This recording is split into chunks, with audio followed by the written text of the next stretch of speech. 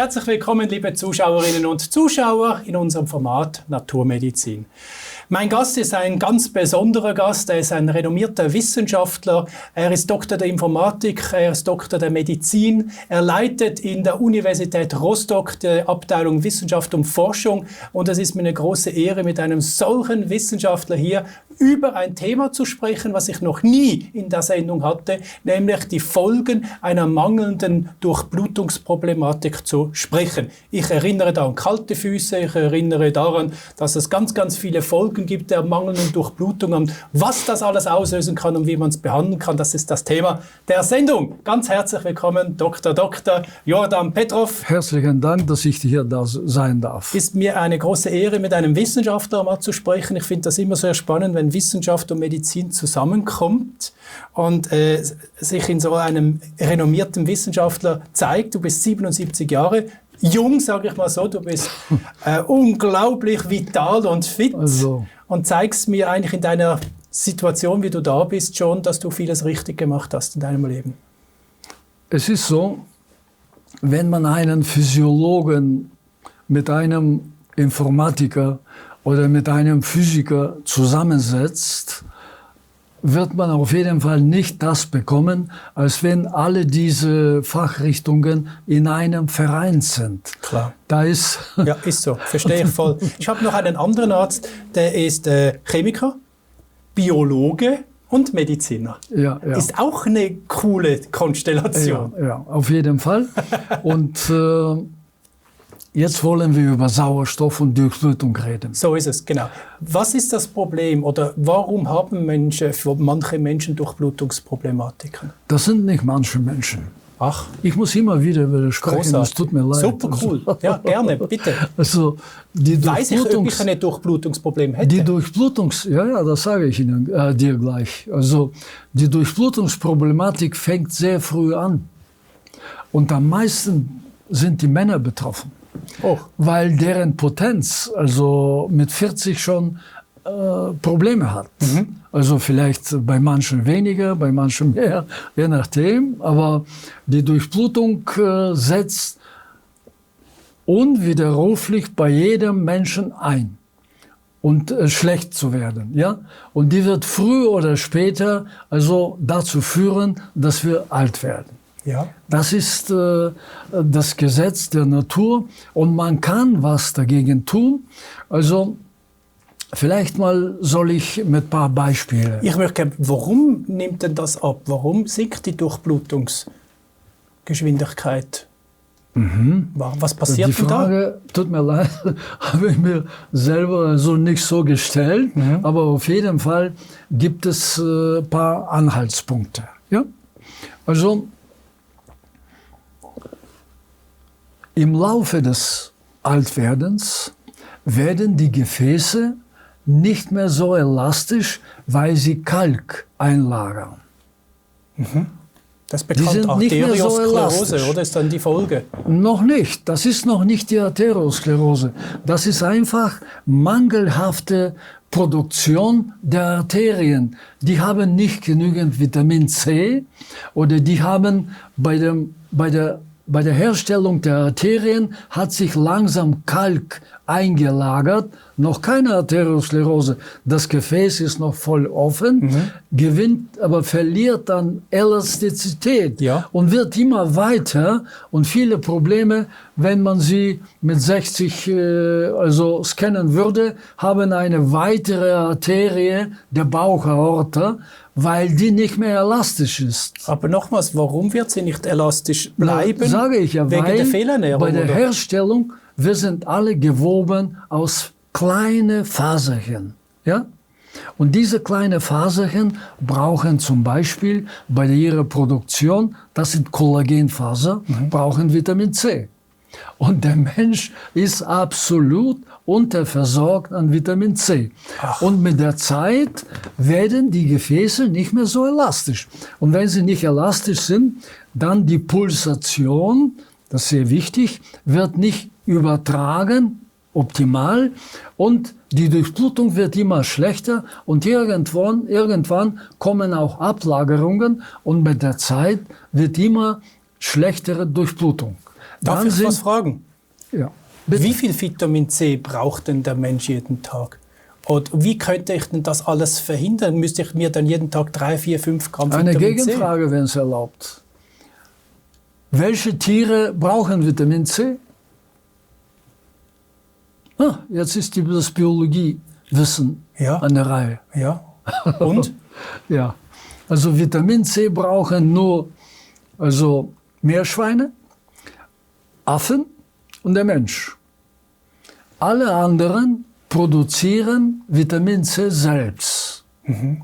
Und wenn man jetzt ein Pferd nimmt und kann man messen und sagen jetzt kilomäßig Mensch und Pferdvergleich machen, da würde man feststellen, der Mensch müsste 16 Gramm Vitamin C im Blut haben. Täglich im Vergleich zum Pferd.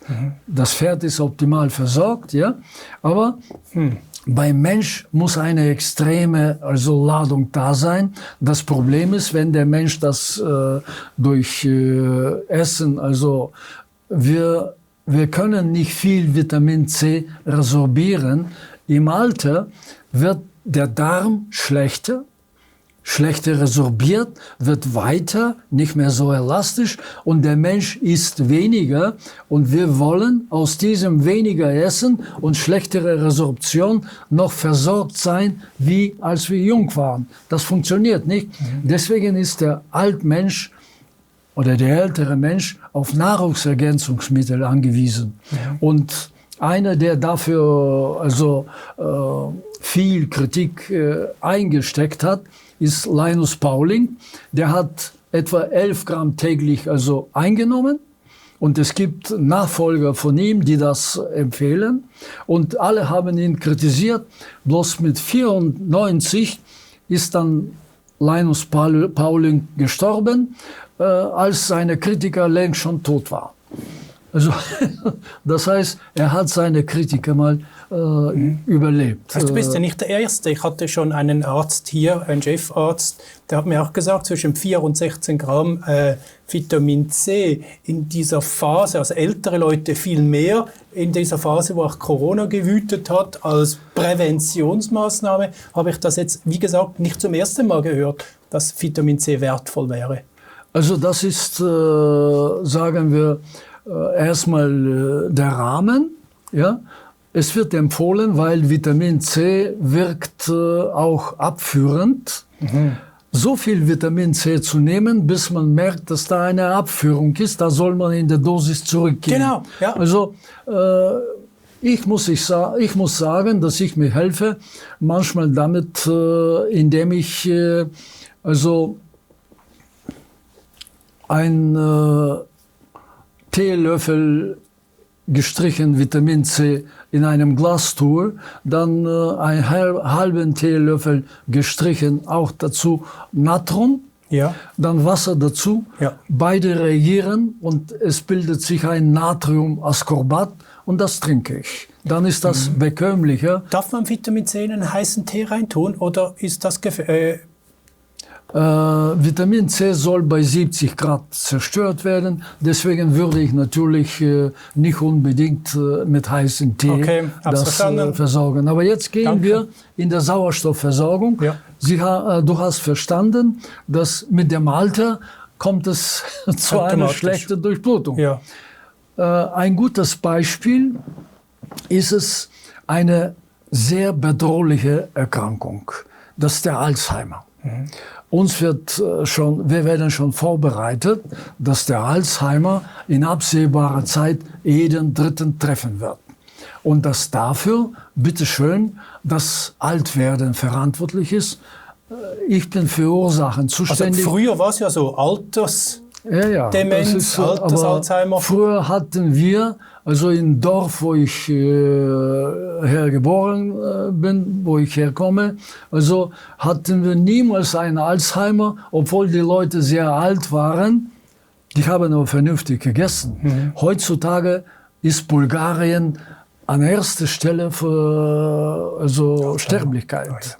Das ist über die Gründe könnte ich 2-3 Stunden reden. Also deswegen sage ich jetzt diese Alzheimer-Geschichte, wie das funktioniert. Im Alter sind die Gefäße nicht so elastisch, die Durchblutung ist schlechter. Und als erstes kriegt das Gehirn. Der Hirndruck steigt und das Gehirn gibt Signal, ich möchte mehr Durchblutung. Das ist die Kommandozentrale. Blutdruck rauf. Blutdruck hoch, bitteschön. Ja. Durchblutung ist immer. Ja. Durchblutung ist gleich Blutdruck durch Widerstand. Ja. Nicht anders. Ohmsche Gesetz. Ja. Ja? Gut. Gehirn ist gut durchblutet, aber der Patient hat einen Blutdruck von 160. Das ist für die alte Leute wichtig. Für jüngere Leute, die haben andere, manche emotionale Probleme. Da wird der Blutdruck gepusht. Aber da reden wir jetzt über Durchblutungsstörung. Wir gehen also in Richtung Altwerden. Und der geht zum Arzt und der Arzt misst das und sagt, oh nein, deine Durchblutung, dein Blutdruck ist hoch. Und der Arzt hat irgendeine Studie gelesen und irgendjemand hat herausgefunden, dass Patienten, die normalen Blutdruck haben, auch im Alter, also länger leben. Also nicht mal einen Blutdrucksenker. Blutdrucksenker, Blutdruck ist wieder 140 oder 135. Das Hirn wird nicht mehr versorgt. Ein Patient hat mich angerufen und hat gesagt, der ist damals 73 gewesen, hat gesagt, Jordan, ich habe einen fantastischen Blutdruck. 110/60. Sage ich, weißt du was? Also, der kam vom Kardiologe. Ich habe, geh nach Hause, leg dich hin und stell die Beine hoch.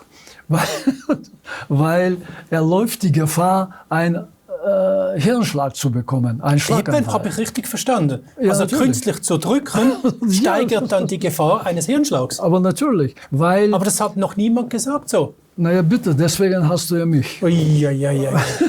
Also wenn der Blutdruck gesenkt wird, weil die Gefäße schon etwas mehr Widerstand leisten, weil die Ablagerungen haben und nicht elastisch wird, hinter diesem Gefäß ist nicht durchblutet ordentlich. Senke ich den Blutdruck, wird das noch schlechter. Und jetzt sage ich, ein schlecht durchblutetes Gehirn ist ein totaler Kandidat für ein Alzheimer, weil die Zellen also schneller sterben. Wenn die schneller sterben, jetzt kriegst du wieder was du noch nie gehört hast, die Zellen, die Hirnzellen sind immer mit Belastung behaftet. Schwermetalle, alles immer in Richtung Gehirn. Und jetzt sterben viele Zellen. Was machen diese Zellen? Wo geht deren Belastung hin? Ja, zu der nächsten Zelle, oder? Die entleeren sich im Gehirn. Ja. Und das Gehirn muss diese Belastung aufnehmen. Und jetzt kommen wieder viel mehr Zellen, viel mehr Belastung und das steigert sich derart, dass irgendwann ist der kritische Punkt erreicht und was passiert dann? Dann das Schlimmste, was ich mir vorstelle, ist, wenn man seinen Verstand verliert. Und, aber wenn ich jetzt dich richtig verstehe, wird das ja alles nicht... Jetzt haben wir hier etwas stehen lassen, das können wir nicht so stehen lassen. Ja, ja unbedingt nicht. Das heißt also, wenn Anzeichen kommen, könnte ich will die Ärzte nicht also jetzt angreifen, die den Blutdruck senken. Also, es ist nicht zu Ende gedacht einfach. Also Alexander, wie ist das mit dem Gartenschlauch, wenn er zu ist? Da gehe ich hin und mache den Schlauch auf. Also ich sorge dafür, dass meine Gefäße wieder geöffnet werden, Logisch. dass die elastischer wieder werden und den Blutdruck, also muss ich eben anpassen. Das ist meine Frage, ist das jetzt das Vitamin C? Muss man jetzt hochdosiert Vitamin C geben zu einem Menschen, damit sich der Blutdruck automatisch senkt, durch das, dass diese Elastizität der Blutgefäße wieder erhöht wird? Die Elastizität wird auf jeden Fall hochkommen, wenn ich also mit der Ernährung kann ich auf jeden Fall was machen, ja. Und das ist sehr wichtig. Und ich lasse also dann die Leute behandeln, damit ich Kommen wir wieder auf die Kleinschen Felder. Es tut mir leid, aber wir drehen uns um den Kreis herum. Und also ich erzeuge einfach bessere Durchblutung. Und die Leute haben eigentlich eine schlechte Vorstellung, was das bedeutet, schlechte Durchblutung und bessere Durchblutung. Wenn ich eine bessere Durchblutung einfach durch Schlafen auf eine Auflage erziele, kannst du mir sagen, ob es eine bessere Therapie geben würde? Nein, aber erklär mir kurz, warum ein kleines Feld die Durchblutung steigert, beziehungsweise diese Blutgefäße, die ja steifer werden, wieder elastischer machen. Elastischer werden die gemacht, weil selbst diese Gefäße also bessere Nahrung bekommen. Also mehr, jetzt habe ich es verstanden. Mehr Dynamik da drin. Ja. Ja? Und vor allem bekommen sie, sagen wir, eine Erweiterung, weil die Kleinschen Felder auf die Nerven wirken, die Gefäße versorgen. Dazu muss ich dir sagen, da wissen wahrscheinlich nur die Physiologen, das Gefäß wird eng, weil die Muskeln Nervenimpulse bekommen und die Gefäßmuskeln ziehen sich zusammen. Und wenn das Nervensystem überreizt ist, zieht die Gefäße zusammen und macht eine mangelhafte Durchblutung. Kommt die Kleinschen Felder, diese viele Impulse, die diesmal vom Gehirn zum Muskel laufen, werden dadurch also weniger, weil die Elektrizität dort reguliert wird auf eine bessere Stabilität.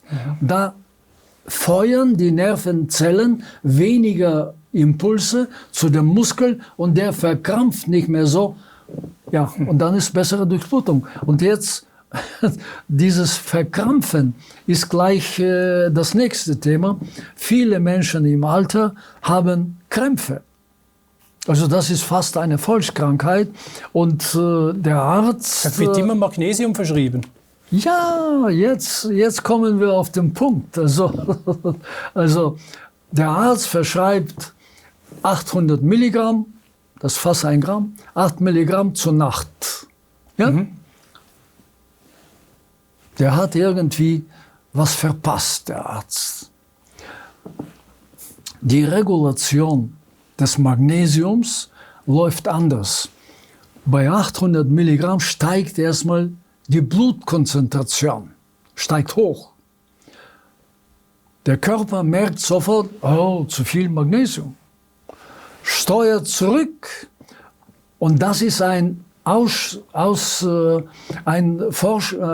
Vorgang, der ausgeschwungen wird und nachts um 2 hast du weniger Magnesium als in der Nacht, als du es geschluckt hast. Großartig.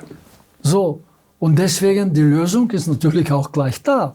Du musst die 800 Milligramm einfach in 4 Dosen über den Tag verteilt einnehmen. Also deswegen ist Magnesium gut. Und dann vor allem, vielleicht hast du noch nicht gehört. Moment, ich habe auch noch 2 Fragen zwischendurch.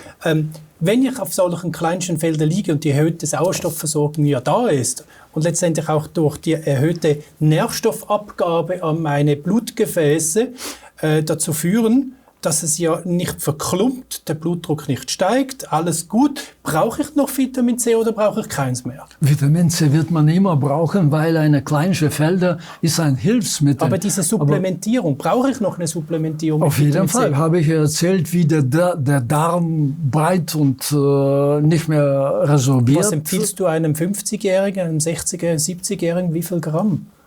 Also ich würde immer auf 4-5 Gramm täglich gehen. Jeder, aber ich habe gesagt, wie? Gut. Jeder. Also kann ich da Tabletten kaufen oder ein Aceron zum Beispiel auflösen im Wasser und trinken?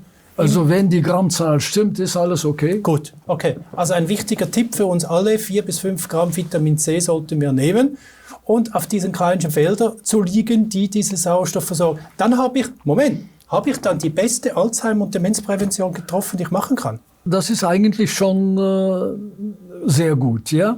Aber es gibt auch eine kleine Einfügung hier. Und zwar, es gibt eine sehr seltene Erkrankung. Das ist eine genetische Mutation und die können Vitamin C nicht ab. Und die bekommen Nierenprobleme. Und genau wegen dieser Mutation und die Nierenproblematik wird immer so im Waschzettel für Vitamin C genutzt und gesagt wird, also passen Sie auf, Sie können Nierenversagen bekommen. Aber das ist sehr selten. Und, aber Vitamin C ist jetzt nicht rezeptpflichtig. Das heißt, ich muss jetzt nicht zum Arzt gehen und ja, das mir natürlich, verschreiben wenn lassen. du das Pech hast, dass du so eine genetische Mutation, die, ich weiß es nicht, aber die ist extrem selten. Wenn du die hast, musst du erstmal mit kleinen Mengen anfangen, um zu sehen, nicht gleich die 5 Gramm, um zu sehen, ob du dazu gehörst, irgendwie ein Nierenproblem zu bekommen. Ja. Und wenn du wieder bei dem Nierenproblem bist, also da muss ich was erzählen jetzt über die Produktion von ATP. Das ist dieser Energietransporteur. Ja? Der Muskel, der krampft nicht nur, weil er schlechte Durchblutung hat, der krampft, weil er zu wenig ATP hat. Der Muskel ist fest, wenn er kontrahiert und wird weich, wenn du ihm ATP gibst. Ach. ATP ist der Weichmacher des Muskels.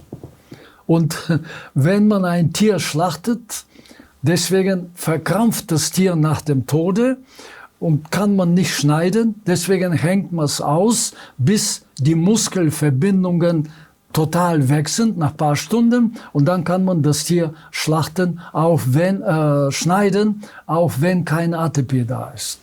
Also, und jetzt, diese ganze Energieproduktion, jetzt eine praktische Anwendung.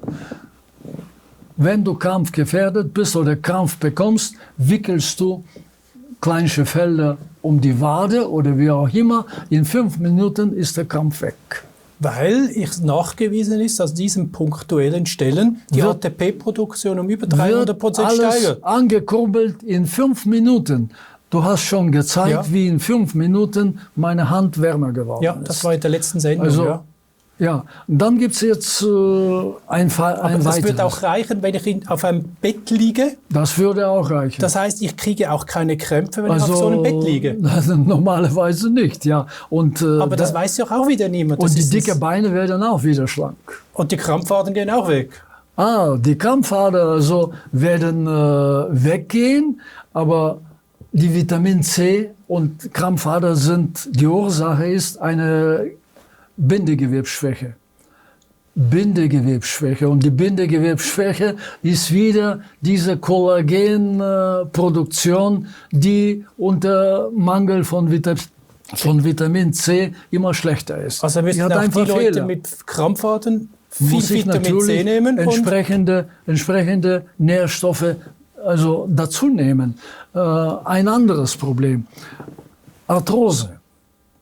Die Ursache für Arthrose oder für einen Fersensporn, sagen immer die Ärzte, das ist die übermäßige Strapaziersein der Knochen dort und der Knochenhaut. Stimmt doch gar nicht. Oder vielleicht stimmt das, aber nur ein bisschen. Weil die Ursache, wie beim Diabetiker, die Ursache für Arthrose ist immer die Übersäuerung. Weil man hat die Harnsäure, das ist ein wichtiges Parameter in der Medizin. Man hat die Harnsäure und die Harnsäure, lieber Alexander, steht im Biochemiebuch, liest aber keiner. Die Harnsäure ist nicht lösbar im Wasser, aber ist lösbar in Lösung mineralischer Salze. Was bedeutet das? Das bedeutet, dass wenn du wenig mineralische Salze hast, wird dort, wo wenig mineralische Salze sind, wo der Organismus nicht gut versorgt ist mit Sauerstoff, weil ich gesagt habe, die Gärung macht auch sauer, da wird mehr Salzsäure herauskristallisieren in Form von feinsten Kristalle. Und diese Kristalle wirken wie das sprichwörtliche Sand im Getriebe und reizen die Haut. Und da bekommst du, wenn du Mineralien nimmst, löst du die Harnsäure und die wird über die Niere ausgeschieden. Ich habe es total verstanden. Du hilfst mit vielen Mineralien, also indem du die Übersäuerung bekämpfst, hilfst du der Niere. Und die Niere, das ist sowas von wichtig. Also fast alle leiden im Alter an einem Nierenversagen, irgendwie. Ja? Wir müssen noch viel mehr sprechen, lieber Jordan. Ist die Zeit schon? Ja, die Zeit ist durch. Das ist echt traurig. Aber weißt du, du machst ja auch wirklich ein Fass nacheinander auf. Jetzt müssen wir eine Sendung über Arteriosklerose machen, wir müssen eine über Arthrose machen, wir müssen eine über die Niere machen. Wir müssen ganz sicherlich nochmals über die... Stehe gern zur Verfügung. Also, lieber Jordan, wir bleiben dran. Liebe Zuschauerinnen und Zuschauer, ich bin sehr, sehr dankbar darüber, dass ich das Glück habe und den großen Segen habe, dass QS24 immer mehr zu solchen Gästen kommen darf und wir ihnen das Wissen eines Wissenschaftlers, eines Arztes, der sich damit beschäftigt hat, ihnen vermitteln dürfen. Also mir geht nur das Herz auf, wenn ich das sehe, was wir alles machen können, zum Beispiel um den Hirnschlag zu verhindern und wie wir ohne Krämpfe schlafen können, wie wir die Durchblutung steigern können, was wir heute alles gehört haben, ist unglaublich. Und in dem Sinn, meditieren Sie darüber, schlafen Sie darüber, machen Sie sich Ihr eigenes Bild. Alles Gute, bis ein anderes Mal. Auf Wiedersehen miteinander.